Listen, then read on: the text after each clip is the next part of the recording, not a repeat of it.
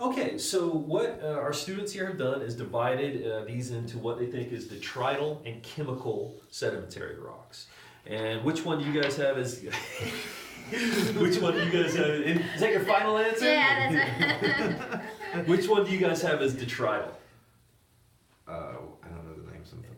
I mean, which category? This pile. Okay, this pile we've got as detrital, and this one we've got as chemical. Okay, well, you guys are wrong, right? And that's okay. What did you guys use to determine whether or not it was detrital or chemical? Go ahead, Mike. I chose the grain size of the rocks. Okay, so grain size of the rocks. Grain size of the rocks is not what we want to use in this case. What we want to use is the composition of the rocks. So the composition of the rocks is going to tell us where it came from. If it's detrital erosion, then we're going to have a rock that's contained, that has different pieces of other rocks in it.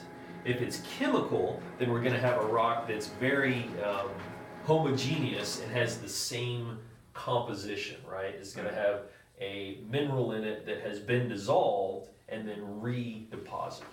So let's take a look at some of the specific rocks and decide if they are detrital or chemical.